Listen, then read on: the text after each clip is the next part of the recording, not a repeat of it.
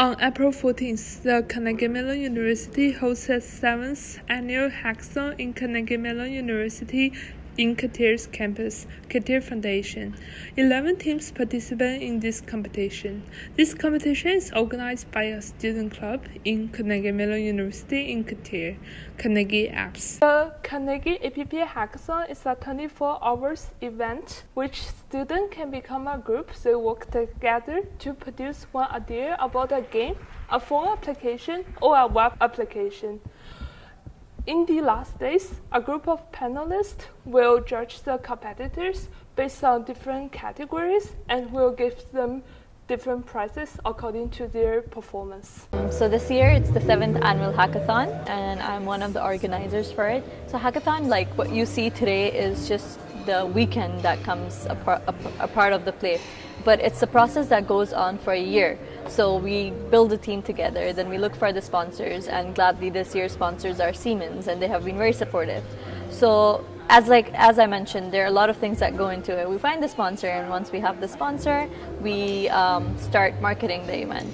So I realized that although this competition is more about coding, but being an organizer or even a participant, once you have the app developed, that you need to present it, and those business skills are some things that they build you up as a presenter. So it's a mixture of both coding skills and your business skills, so you can innovate a new application that serves a purpose, right? So that is where I saw myself as a fit for this event, where I came in as an organizer, and then eventually I leveled up to head of marketing, right? So when people think about hackathon, they just think about coding. So I think I want to clear out this misconception that this is not just a coding event, but rather an all-rounder thing. The hackathon based in CMU is considered to be the first year to welcome high school students to attending such a coding competition amongst the participants. There are participants who have experienced such an activity since high school. With coding and programming knowledge, students can gain several benefits when it is implemented and rooted in schools. In addition to that, students can get to understand the world around them and can change the way we interact with technologies used daily. Besides gaining programming knowledge, it is considered to be a fun activity since it requires creativity. As the IT starts to grow massively and begins to be rooted in today's world, coding as part of the STEM education is seen as a necessary skill for everyone to learn. And so nowadays, it has been a trend for the young students to learn coding. For example, according to an Asian review, coding will now be mandatory in Japan's primary school starting from 2020. And different coding campus and extracurricular classes are also offered around the world. Among the participants this year, there are students who have been learning coding since high school. So I didn't start coding as course in high school, but rather I taught myself how to code on watching videos on YouTube and other learning websites. So the language I started with was C++. It's a very low-level language, but as I learned for a year when I was sophomore in high school, completely on my own. But then I got touch with Java when I was in junior and senior year in high school. That's when I learned systematically in school. It was an AP course. But I already know most of the contents because I sort of learned all the basic concepts with C++.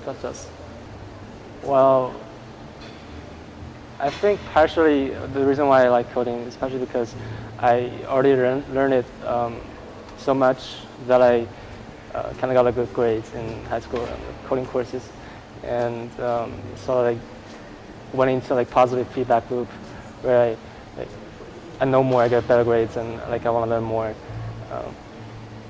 The other reason is that I always like problem solving. Coding is a very tangible sort of problem solving. You can make something out of nowhere, just typing words on the screen. Do Due to the fact that some students come from different backgrounds in education and skills, they may face some challenges while building a software.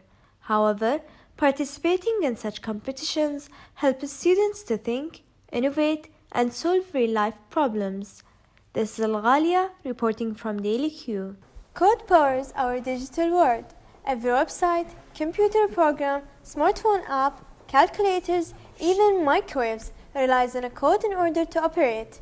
This makes coders the builders and the architects of our digital age. Yet, learning to code may be different and more complicated than learning any different language. Well, the key difficulty which I really had in this hackathon was basically not being a student of computer science, being from a different course, such as finance and investment management, and being in this event and trying to create an application which to my perspective is like really hard, and learning coding under 24 hours. What I have really learned was really, I would say, challenging, interesting. What this app is really about is giving more CPU storage, CPU usage to institutes. So for some institutes for whom supercomputer usage is really expensive, they need this. They really need this. So what we thought was to create a way in which some researching societies or researching institutes could use these CPUs from the phones and help like in bringing more data from outside the place, maybe from New Jersey to, let's say, London. That kind of distance is really big, and you really need to like have a good internet connection, need more data packets and everything. So that's what is our ambition, to create this application. This is Al-Anud Al-Wahabi. Alghalya, jiayi reporting for the Daily Q.